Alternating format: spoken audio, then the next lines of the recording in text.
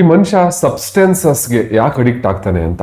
Alcohol ಇರ್ಬೋದು, smoking ಇರ್ಬೋದು, ಅಥವಾ ಯಾವುದೇ ರೀತಿಯಾದಂಥ ಮಾದಕ ವಸ್ತುಗಳಿರ್ಬೋದು. ಯಾಕೆ ಅಡಿಕ್ಟ್ ಆಗ್ತಾನೆ ಅಂತಂದ್ರೆ, when he cannot face the problems head on, direct ಆಗಿ ಆ ಪ್ರಾಬ್ಲಮ್ಸ್ನ ಫೇಸ್ ಟು ಫೇಸ್ ಮಾಡೋಕ್ಕಾಗದೇ ಇದ್ದಾಗ ಅದನ್ನು ತಪ್ಪಿಸ್ಕೊಂಡು ಓಡೋಗ್ಬೇಕು ಅಂತಾನೋ, ಅಥವಾ ಪ್ಲೆಷರ್ ಸೀಕಿಂಗ್, ನನಗೆ ಇವಾಗೇನೋ ಸಂತೋಷ ಇಲ್ಲ, ನಾನು ಸಂತೋಷದ ಬೆನ್ನತ್ತಿ ಹೋದಾಗ್ಲೋ ಈ ಸಬ್ಸ್ಟೆನ್ಸಸ್ ಏನು ಮಾಡುತ್ತೆ ಅಂತಂದರೆ ನಮ್ಮ ಇನ್ಹಿಬಿಷನ್ಸ್ನ ಸ್ಟಾಪ್ ಮಾಡಿ ಡೋಪಮಿನ್ನ ರಿಲೀಸ್ ಮಾಡಿ ಆ ಕ್ಷಣಕ್ಕೆ ಸಂತೋಷವನ್ನು ಕೊಡುತ್ತೆ, ಮತ್ತು ಆ ಕ್ಷಣಕ್ಕೆ ಆ ಸಮಸ್ಯೆನ ಮರೆಯೋ ಥರ ಮಾಡುತ್ತೆ.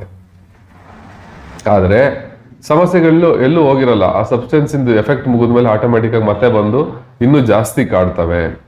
ಈ ಡೋಪಮಿನ್ ಹೇಗಪ್ಪ ಅಂದರೆ, ಒಂದ್ಸಲ ಸ್ಪೈಕಿಗೆ ಹೋದ್ಮೇಲೆ it will not come to normal stage, it will go beyond below the normal. So ಅದರಿಂದ ಆ ಡಿಪ್ರೆಷನ್ ಆಗುತ್ತಲ್ಲ, ಈ ಸಬ್ಸ್ಟೆನ್ಸಸ್ಗಳನ್ನ ತಗೊಂಡು ಸಿಗೋವಂಥ ಹೈ ಅದು ನಾರ್ಮಲಿಗೆ ಬಂದು ನಿಲ್ಲೋದಿಲ್ಲ, ಇನ್ನೂ ನಮ್ಮನ್ನ ಪಾತಾಳಕ್ಕೆ ತಳ್ಳುತ್ತೆ. ಅದರಿಂದ ರಿಕವರ್ ಆಗೋದು ತುಂಬ ಕಷ್ಟ.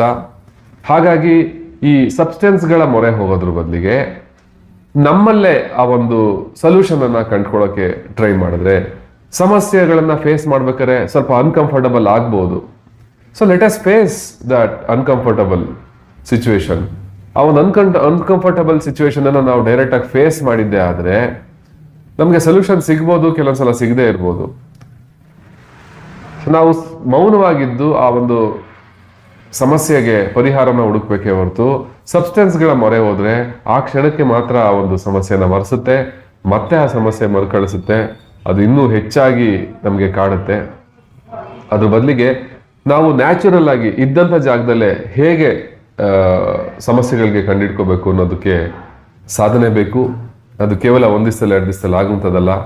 ಅದಕ್ಕೆ ನಾವು ಧ್ಯಾನ ಪ್ರಾಣಾಯಾಮಗಳನ್ನ ನಮ್ಮ ಮನಸ್ಸನ್ನ ಸಮಸ್ಥಿತಿನಲ್ಲಿ ಸ್ಥಿರವಾಗಿ ಇಟ್ಕೊಳ್ಳೋದ್ರ ಮೂಲಕ ಆ ಒಂದು ಸಮಸ್ಯೆಗಳನ್ನ ಫೇಸ್ ಮಾಡೋ ತರ ಕೆಪಾಸಿಟಿನ ಬೆಳೆಸ್ಕೊಳ್ಳೋಣ. ಸಬ್ಸ್ಟೆನ್ಸ್ಗಳ ಮೊರೆ ಹೋಗಿ ಇನ್ನೂ ಪಾತಾಳಕ್ಕೆ ಇಳಿಯೋದು ಬೇಡ. ನಿಮ್ಗೇನನ್ಸುತ್ತೆ?